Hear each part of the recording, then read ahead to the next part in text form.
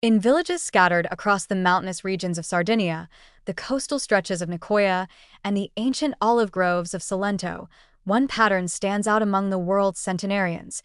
They are rarely alone.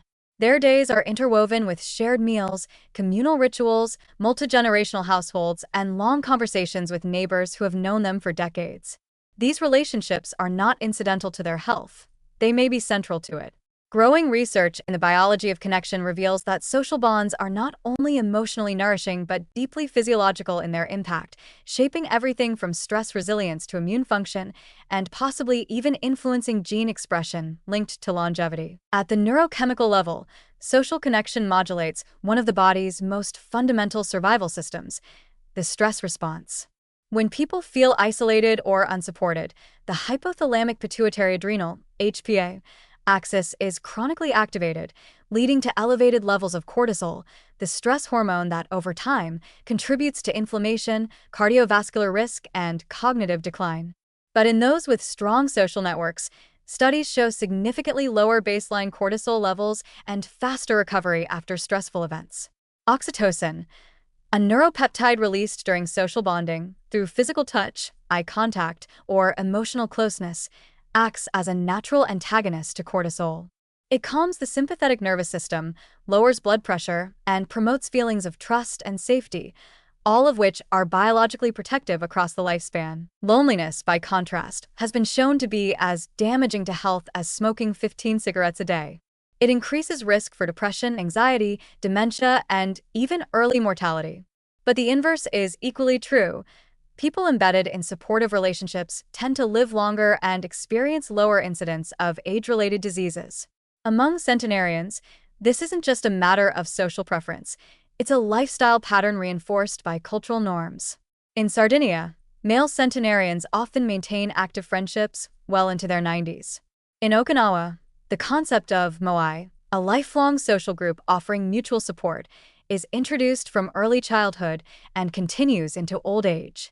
These social traditions provide not only companionship, but also a safety net for emotional, practical, and even financial needs, reducing chronic stress and providing a profound sense of belonging. On a molecular level, emerging research is uncovering how social interaction may influence gene expression, particularly in pathways related to inflammation and aging.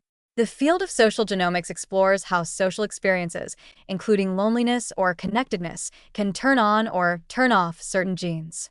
Studies have shown that people who experience chronic social isolation show increased expression of pro-inflammatory genes and reduced expression of genes involved in antiviral responses and antibody production. Conversely, individuals with high social integration tend to express more anti-inflammatory and immune-supportive genetic profiles, traits consistently observed in long-living populations. This link between social engagement and biological resilience becomes especially important in aging when the immune system naturally begins to weaken, a process known as immunosenescence. Centenarians in areas like Salento often defy this trend. Their immune systems, though technically old, remain surprisingly balanced and responsive.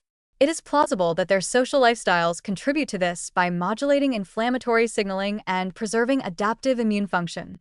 Furthermore, shared meals, community gatherings, and caregiving roles help preserve cognitive engagement, routine, and purpose, all of which have been shown to slow mental decline. Emotional regulation is another domain where social bonds shine.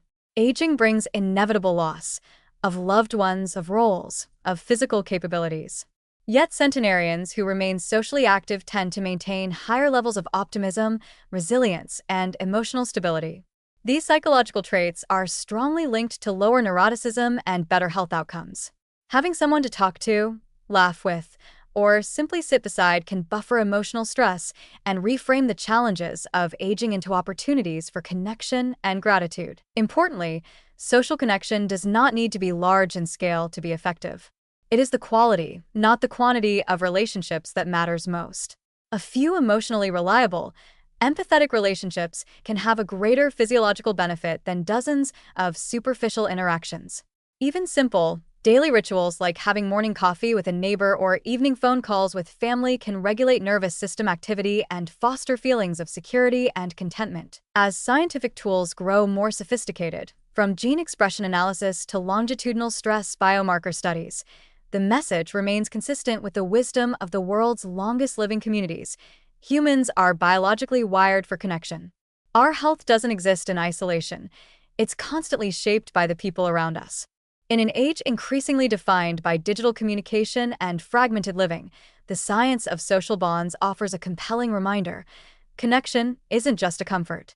It's a powerful, measurable determinant of how we age and how long we live. Those who live to 100 often share many traits: resilience, moderation, movement, but among the most unifying is this: they have not walked their path alone.